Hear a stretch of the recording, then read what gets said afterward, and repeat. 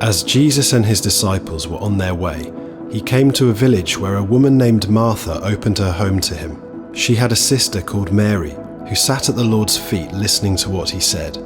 But Martha was distracted by all the preparations that had to be made. She came to him and asked, "Lord, don't you care that my sister has left me to do the work by myself? Tell her to help me." "Martha, Martha," the Lord answered, "you're worried and upset about many things, but few things are needed, or indeed only one. Mary has chosen what is better, and it will not be taken away from her."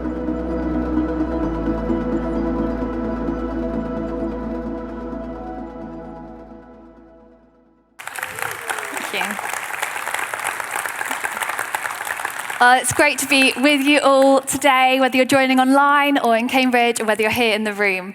And I get the real joy of speaking about my namesake in the Bible. You might have noticed that I'm called Martha, and I'm speaking today about Martha and her sister Mary.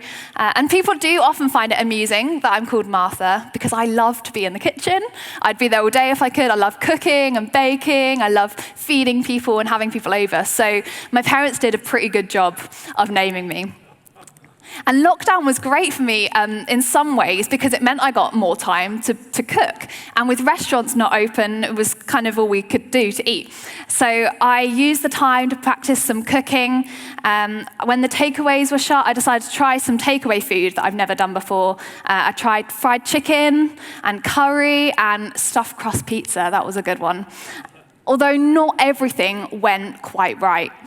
I had a bit of an issue with some caramel sauce. There's a picture here where I ended up pouring it all over my hot hob. And that was several hours, maybe like 4 or 5 hours of scrubbing it off. So I don't recommend doing that one. But even when the cooking went right, even when it was absolutely perfect, I kind of missed the best element, the being able to eat with others, the being able to share food with others, and having people over to enjoy the good food. And not being able to eat with others during lockdown really reminded me of actually how great it is that we get to do ordinary everyday life with people, including showing them burnt caramel pictures. So as soon as possible, back in April, when we were allowed to meet outside in groups of 6s, there I was, like maybe some of you were doing this too, trying to picnic in the outside, freezing cold April weather, and even May was pretty cold. I've got a picture here of my family and I at Rutland. We were under many layers and blankets, but we were just so desperate to see each other again after so long. So we tried to pretend that we weren't freezing cold and tried to pretend we were having a nice, sunny day. I wonder where you're at this morning. Maybe you're like me and you're desperate to see people again and willing to put up with freezing cold temperatures to do it. Or maybe you're on the more cautious side. Maybe you find it quite concerning, the case numbers at the moment. Maybe there's a health issue that you have to be more cautious about COVID because of. But wherever we're coming from this morning, I really believe that God has something to say to us about this area of hospitality, and that this story of Mary and Martha has something to teach us all today. So our passage that we had earlier talks about Martha and her sister Mary, and we know from elsewhere in the Gospels that they had a brother Lazarus. And from the few times that they're mentioned in the Gospel, it seems that Jesus used their home as a place of rest and recuperation. This wasn't the only visit Jesus had to their house, and it seems like it wasn't the first, and it definitely wasn't the last. So from our passage, we can see that Jesus felt at home and he knew he could come and relax there. In fact, if they had an Airbnb in first century Israel, they would have been super hosts with a 5-star rating. And yet in Luke 10, Jesus comes to visit, and the sisters take 2 very different approaches to hospitality. Martha focuses on all the practical preparations needed to be able to feed Jesus and his 12 disciples and whoever else might have been there with them. Whereas Mary sets aside those things, sets aside the to-do list, and takes some time to sit at the feet of Jesus. And Martha, in her frustration, she's in the kitchen, losing her peace. She comes out and she demands, "Jesus, tell my sister to help me." And Jesus tells her probably what she wasn't wanting to hear. Mary has chosen what is better, and it will not be taken from her. So we can learn today from Martha's heart for hospitality, but we also need to learn from Mary's passion for Jesus and for not forgetting the real reason for our hospitality. The person sat right in front of her. So today we're firstly going to look at why we should practice hospitality, and then secondly, Sheila is going to come up and unpack how should we practice hospitality. So why practice hospitality? Maybe for some of us, when you hear that word hospitality, it might not conjure up positive images. It might conjure up mountains of washing up, and you just think, oh, that's going to take ages to finish. It might make you think of hours of having to cook and prep, or it might make you think of that rush as you run around the house trying to hide all your mess in cupboards. We've all got that experience, haven't we? And we're going to come on to why it doesn't always need to be like that. But also, hospitality is because of our love for Jesus. We practice hospitality because of our love for Jesus. Luke doesn't explicitly tell us why Martha and Mary opened up his home to Jesus in this passage. We just read, as Jesus and his disciples were on their way, he came to a village where a woman named Martha opened her home to him. All other translations say that Martha welcomed him into her home. And because of her and Mary's familiarity, as I said earlier, it seems that this wasn't the first visit Jesus had to their home. So why welcome him in? Why did they open up their home? Well, it's probably a better question to ask, why wouldn't you open up your home to Jesus? Why wouldn't you want to have this man under your roof, the man who had authority to forgive sins, the man who people like Mary and Martha were realizing, even before he went to the cross, was someone incredible? He performed healings and miracles. He promised to bring life to the full, and he brought light to the darkness. People that were in his presence went away feeling loved and valued and cared for and known. Why wouldn't you want to have this man under your roof? Martha opened her home to Jesus because she loved him. She wanted to serve him and worship him with her home. And like Martha, we open up our home to Jesus because we love him. We do this as part of our worship to him. We offer our homes to him. You see, when we love Jesus, we open up every part of our lives to him. We open up all of it. We open up our decisions. We open up our time. We open up our wallets. We open up our relationships. We invite him to come and be Lord in all those areas, and we open up our homes. Of course, Martha, in her desire to serve Jesus, ended up getting a bit too focused on all the practical things that needed doing on her long to-do list, whereas Mary took the better approach and focused on the person who was sat in her living room and didn't get distracted by all the things that needed doing. Maybe Martha got sidetracked from her love for Jesus in trying to outdo herself or impress him. But you might be thinking, we don't have Jesus physically walking on the earth today to invite into our homes, so how do we welcome him in? Well, Matthew 25 can help with that. It says that whenever we show hospitality to the least of these brothers and sisters, we do it for Jesus. So we welcome Jesus in by welcoming in his people. Our love for Jesus overflows into love for people. How incredible that when we welcome Jesus into our homes, when we welcome people into our homes, we welcome Jesus in. When we give people a nice meal, we're doing it for Jesus. When we make people feel loved and valued and cared for, we're doing that to Jesus. How incredible that Jesus is ministered to by us. At its core, hospitality is about expressing God's love in practical ways. It's about showing people how loved they are. Being with people around the table was Jesus' method of connecting with them. He showed that he cared by spending time with people, by enjoying food with them, by being in their everyday lives. And we can show people how valuable they are to Jesus by practicing hospitality. After 16 months of the pandemic and having to look out for ourselves and stay in our own households, we have a great opportunity to look out and to look and see how we can bless people and how we can grow in hospitality. Who would be really blessed and refreshed by sitting at your table this week? Who's grieving? Who's been caring for others? Who's still on the front line? Who's lonely because loneliness should never be the norm in our church? Who just needs some good conversation? Who's new to the city?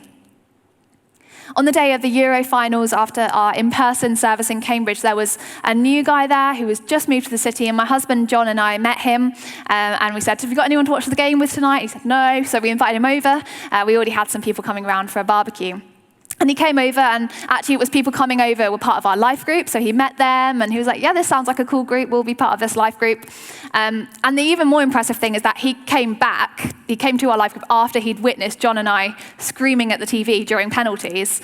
He actually came back and is still around, and we've really enjoyed having him come into our life group, and I just love that we were already being able to host that night. We just invited him along. It was no more extra effort for us, and he's been able to find a whole new group of friends straight after moving to the city, and we've got the joy of getting him in our group. Because this is a biblical principle that as we give out, we receive back from God. He pours back into us all the grace and everything that we need. I love this verse in Proverbs 11:25. A generous person will prosper. Whoever refreshes others will themselves be refreshed. Mary and Martha's home was a place of refreshing to Jesus. And we too are called to be a people who refresh others. I long for my home to be a place where people can come and be refreshed. John and I want to make sure that hospitality and honoring Jesus with our home is at the center of all the decisions that we make, big and small. It's really important to us, and God's given us a specific vision of what we're supposed to do with our home. We actually recently bought a house, and we've been prioritizing using the house to bless people. On the day we moved in, our first priority, and really recommend doing this, is to go in and pray over the house and to pray that it would be a space where people come and experience Jesus. And then my second priority was to get the tape measure out and to go and measure the kitchen diner to see just how big a table I could cram into that space. And so we have got the biggest possible table that we can still have while still using the kitchen to make sure we can have as many people over as possible. And we've only been in the house for about 5 weeks or so, but we've already been able to enjoy so many wonderful meals with people and go deeper in our friendship with them. We've had people come that have been carrying pain, maybe from the last year or maybe beyond. And hopefully as they've come and shared and had some quality feeding, they've hopefully walked out feeling a little more whole and a little lighter. We've had students that have graduated from Cambridge University come and celebrate with us in our garden. That was great. We had some Greek meze. We've been able to have our life group over. We've had friends who don't have a garden come, and on the sunny days particularly, come and get their sunshine and their vitamin D. And I love it when people remember our gate code and can just let themselves in, and that's just a policy I have. Once you remember the gate code, then you can just come whenever. There's been times when it would have been easier to keep our home for ourselves. There's plenty of DIY projects to be getting on with as well. But we know that this house is a gift to be shared with others. We know that this house is not something we can keep to ourselves. And it is such a privilege to partner with Jesus in bringing the love and joy and comfort and peace that comes from hospitality. The vision God wants to give you for your home today might look very different to ours. But it's so exciting when we see the blessing potential that God has placed in each of us, in our different contexts and our different areas. And we get to partner with God in bringing his love to people. So we practice hospitality because of our love for Jesus. And that love overflows into a love for other people. Hospitality is at the intersection of generosity, blessing, gratitude, worship, and love in action. It is at the heart of the gospel and a beautiful reflection of the heart of Jesus. We are all called to this, to welcome people into our space, to make them feel loved and valued and cherished and known and refreshed. But the next question is, how do we practice hospitality? Why don't we welcome up Sheila as she comes to share on this question.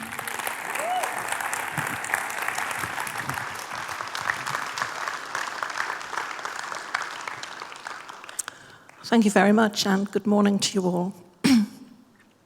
So this account is all about Mary and Martha, and Mary was commended by Jesus because she prized time with him over everything else. She was living in the moment, while Martha became lost in the distractions of preparing food, and Jesus tells her that she's missed out. There was something better. That day, Jesus was brought into a home with underlying family tensions. He had what everyone needed, and as much as he loved good food, his heart is always to bless and spend time with people. On this occasion, instead of pausing and spending some moments with him, as Mary did, off Martha went to the kitchen, obviously annoyed with everyone and distracted by all she had to do. In our early years of married life, we got into the habit of dinner parties. It brought a lot of pressure to prepare new dishes, to keep ahead, and one evening, the meal was a disaster. I can remember this from 40 years ago. It was very 80s food, avocado mousse. I didn't know then that the avocados had to be ripe. And then beef olives, which some of you older people might remember. The beef was tough and it was so big, it looked a bit frightening, actually. I can't remember the dessert, so it must have been okay.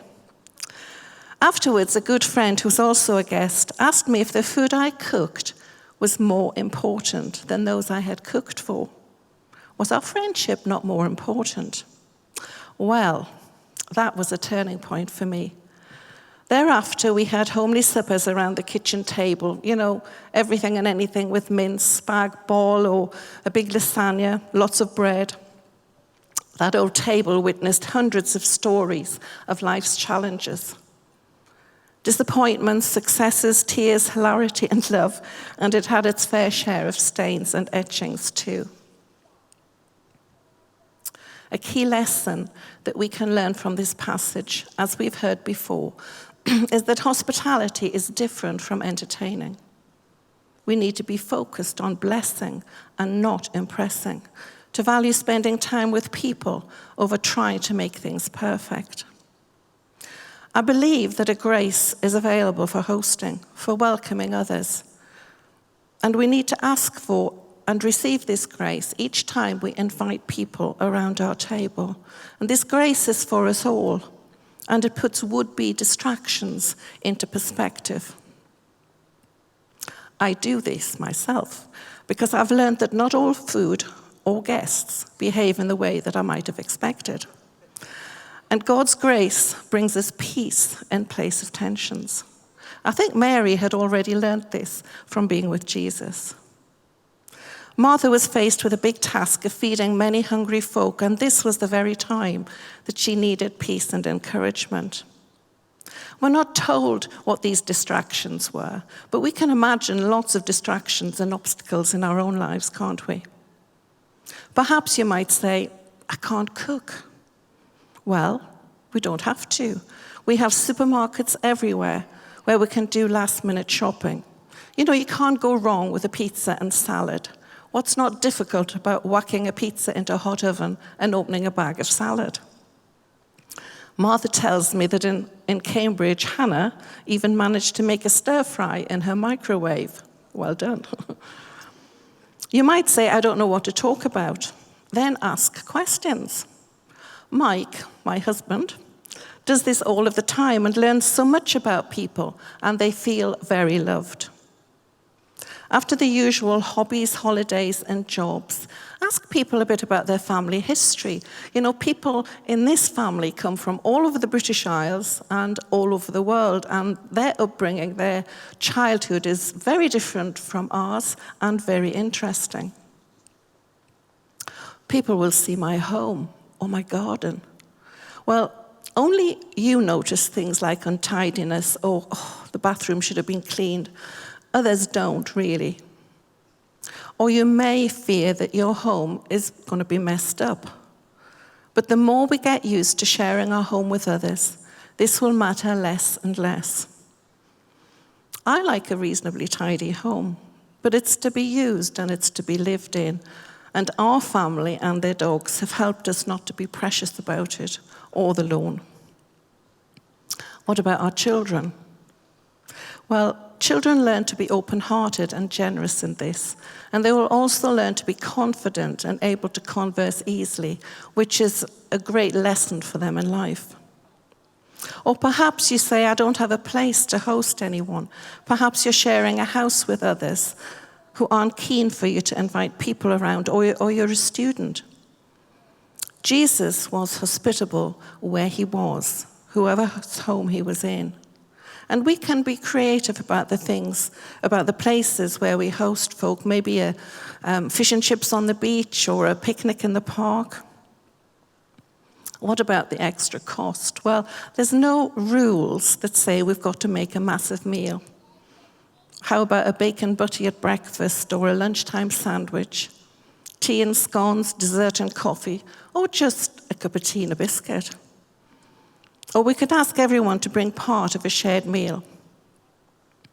When we have the right motivation for hospitality, to value people and to show Jesus' love, we learn to prioritize and see distractions for what they are. I think Sundays are a great time to get together with others. I know it's a good family time as well, but we could plan once or twice a month to gather others into our space. Imagine the sense of belonging that would generate in others. So leave some space, some room for maneuverability instead of us always feeling as if we're on a tight schedule, so that we can invite someone out for a coffee on spec. Let's not wait to be asked ourselves, but take the initiative, whether we're older or younger. Let's just go for it. Now, there's no mention of Brother Lazarus in the kitchen in this account, but I'm glad that in the 21st century, we see gentlemen taking their place in hosting and cooking in the kitchen. In 1 Peter 4, it says, "Offer hospitality to one another without grumbling. Each of you should use whatever gift you have received to serve others as faithful stewards of God's grace in its various forms." I thought that because many people had been to our home over the years, that I was pretty adept in this whole area of hospitality. I had changed. I had learned a lot. But obviously God had more to teach me, and I have learned much through the lockdowns. Sometimes I've done the right things, but in the wrong way. Sounds a bit like Martha. I can love, but have I loved with real grace? Have I sometimes grumbled, or other times planned too much and got stressed out? To an extent, hospitality has been on my terms when it was convenient for me. But we've got to be careful in this, because this can lead to inflexibility and a dislike of being inconvenienced and spontaneous. Mike and I used to have meaningful conversations in past years, when I perhaps found it a bit I found it a bit overwhelming when he filled our kitchen on a Saturday morning with lots of the village lads. Mountains of toast and marmalade. Or perhaps he expected me to stretch a meal that I'd made for the two of us 6 ways. This was especially difficult with chops. I should have had Margaret with me then to tell me, you can do a lot with a chicken. I just hadn't understood what a privilege and a delight it is to partner with Jesus around the table where so many good things happen. Not so long ago, I came across a prayer. I had to read it through several times and carefully, because before I was ready to make it my prayer. Let me read it. "Father, I give my front door key to you. My house is your home. Bring whoever you want, whenever you want, into my private space this week. Jesus, I relinquish my schedule to you. My days are in your hands. Help me to welcome interruption this week as gifts from you." Since I prayed this, it feels like I'm experiencing a new freedom in my life, which is especially welcome at a time like this. This freedom is affecting the way that I view others and the way that I use our home. But it goes far beyond that to other aspects of my life too. I believe it is a powerful prayer. Someone said, everyone wants to save the world, nobody wants to help mom do the dishes. Far from being mundane or onerous, hosting is an adventure. It brings so much variety, so many surprises. It's a significant way in which God works in our lives to bring life to others. The gospel reshapes our understanding of hospitality. Not so much like for like. That's a bit like comfortable hospitality. But being generous, often to those who cannot offer anything in return. So we should offer hospitality by choosing, like Mary, the better thing, giving people our attention and love, to not be led astray by distractions and obstacles, and to serve Jesus by serving his people from a place of grace. So let's welcome Martha back as she comes to lead us in our response. Thanks, Sheila. So I want to ask us, what would it look like today for us to follow Martha and Mary's example in hospitality? To go out today with a new heart for showing love in practical ways for people, to open our homes, to be a place where people experience Jesus. Where we learn from Martha about blessing people, and where we learn from Mary by giving Jesus and the people he loves our attention and not missing the moment right in front of us. So today I'd love to end by taking some time to invite Jesus to come and be Lord in the area of our homes. To offer the front door key, as Sheila just prayed, of our homes to him, and to be open to ask him, God, how do you want to use my space? So wherever you're joining from today, whether you're online in Cambridge or in the room, why don't we stand as we respond on this? Why don't you stand with me? And we're going to actually pray that prayer all together that Sheila prayed, because I think it is just so powerful and radical. And if we grasped this, and if we received some extra grace today from God to be able to go out and follow Martha and Mary in their example, what a difference that would make. What a difference that would make in our church family, in our cities, wherever we're from. So if you've got something, maybe you've got a phone or house keys or something to hold in your hand to dedicate to God, to represent this prayer as we pray, God, we're going to give you the front door keys of our home. We're going to give you our schedule. Just grab it for me now. If not, that's okay. Don't worry. Just imagine you've got house keys or something in your hand. And on the screen is the prayer that Sheila prayed. And we're going to pray this out together. Just see what God does. Okay. Father, I give my front door key to you. My house is your home. Bring whoever you want, whenever you want, into my private space this week. Jesus, I relinquish my schedule to you. My days are in your hands. Help me to welcome interruptions this week as gifts from you. Amen. Amen.